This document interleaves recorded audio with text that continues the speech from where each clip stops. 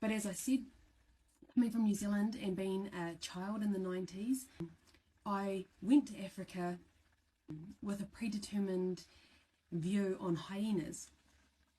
And that's sort of in part to the, thanks to The Lion King. As a child, I didn't really know much about hyenas except what The Lion King showed me. So what I have here is an article that I wrote, and part of this article was also published in a UK-based travel magazine called Travel Africa. It's one of the big African travel magazines, and this article was published in there in August 2019. Not all of it, but part of it, just a small snippet of it. How my view on hyenas changed once I actually landed on the continent and was out in the parks, and basically I had an up-close experience with a singular hyena. There were more hyenas around at that time, but yeah, the article was called Africa Changed Me, and it really needs to be called Africa Changed Me, an Unseen Beauty. I never expected a hyena of all creatures to encapsulate such beauty as it stared at me and I stared back at it. It was a profound realization that shook my world and changed it forever. And as a writer, I'm good on paper, but as a reader, I struggle to read aloud perfectly. Also, being from New Zealand, and we say a lot, so just bear with me when I say It's called Africa Changed Me. I wrote it. It's an excerpt from my travels in Africa. The open-air safari vehicle rattled along the golden dirt S28 road in Kruger National Park. Even though I was shaded by the canvas roof from the bright African sun, small beads of sweat balled up, resting on my upper lip. The heat was suffocating for other tourists in the vehicle, fanning themselves with leaflets from the information centre, but I thrived in the heat. It was bliss. Only 3 hours earlier, I had been shivering and wet. We had entered Kruger at the Crocodile Bridge entry gate at 5:30 a.m, and the dew of the thick morning mist had covered the overhead canvas canopy with condensation to the point that it was continually dripping on me like raindrops. I got saturated, and the icy wind blowing in my face chilled me to the bone. I couldn't see anything as it was so dark and the mist made for no visibility. An hour after this, the sun had started to rise, and I was able to see a little way through the mist. As we were driving along, a massive tusker, that's an elephant, appeared from out of the bushes in the mist. It was the most epic moment. Now, the mist was a distant memory, and the warmth of the morning sun was heavenly, that I had dried out fast. As the wind whistled through the golden grass, I reached down my arm, letting the grass brush against my palm as I passed it by. The vehicle was so peaceful that I could have fallen asleep. I was so tired, but I resisted as I didn't want to miss out on seeing anything. As I wiped the sweat from my upper lip, the vehicle stopped to rolled to a stop in the middle of the dirt road. Becoming alert, I looked to the driver, who was looking off to the right. I followed his eyes, and there they were, hyenas. As a little girl, I can always remember the depiction of hyenas in the Disney movie The Lion King, of being brainless ghosts that were mean, evil, and fearsome, and most importantly, of little intelligence. But as I marvelled at these seemingly ugly creatures, what I saw before me wasn't so evil, but a curious and intelligent creature, and their appearance wasn't so frightening.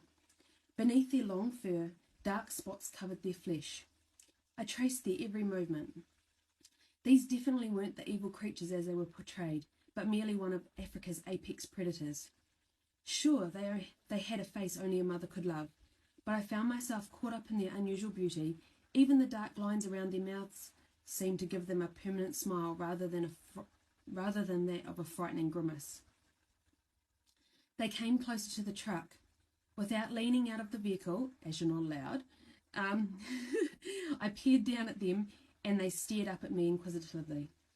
A knot of guilt and shame formed in my stomach from having stereotyped them all my life, because here was a creature to be marvelled, with profound unseen beauty if you chose to see it. It was a curious and strong creature who in that moment spoke to my soul, and it felt like it was asking me to see its beauty. I let out a deep breath and knew that in that moment with every fibre of my being that this was the best place on earth. Unfortunately, during this encounter, I was so caught up by the experience that I did not whip out the camera and take any photos, but I wouldn't have traded that moment for a photograph ever. Since then, I've been utterly fascinated by the unique, incredible spotted hyena. The spotted hyena is the largest of the 3 hyena species, brown, striped, and spotted. They live throughout the African continent in clans that may number up to 100 adults.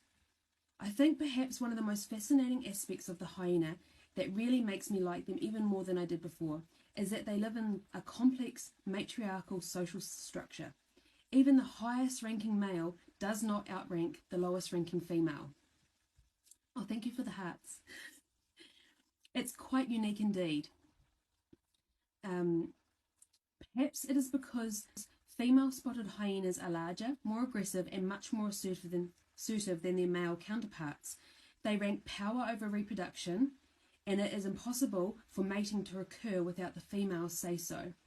It has been theorized that this female dominance and their increased size is due to evolutionary survival to ensure the existence of their cubs. Did I say my fondness of them is growing? The way hyenas have been depicted as scavengers, only picking off the scraps from a lion's or leopard's kill and getting in a scruff with other predators while doing so, is not entirely accurate. In fact, these apex carnivores are very strong and capable hunters. They have a large head with a long, thick and muscular neck and have one of the strongest jaws in the animal kingdom, even allowing them to crunch right through bone. Their front legs are longer than their back legs, giving these animals a slanted posture, and to me, they almost look like they are permanently in trouble, running around with their tail tucked between their legs and hindquarters lowered, similar to a dog, even though they are more closely related to a cat species. But that's just their stature.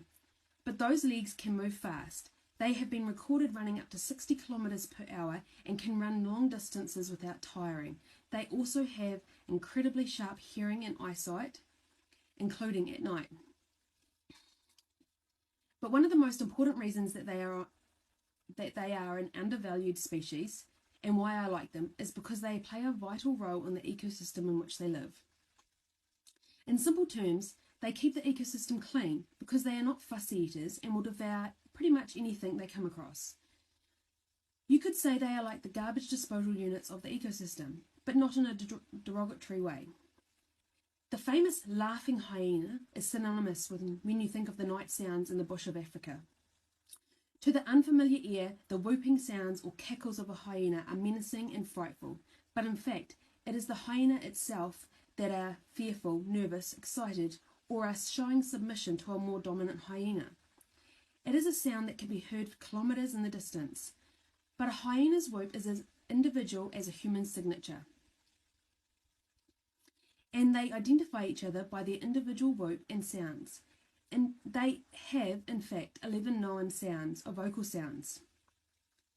Perhaps the most incredible discovery I found since my belief-changing encounter was that hyenas are incredibly intelligent.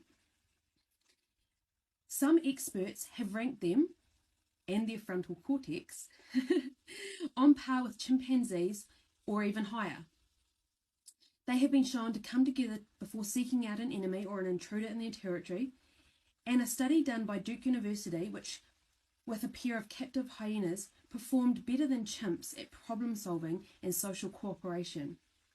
They work together to solve problems very quickly and in silence, using only non-verbal signals to communicate.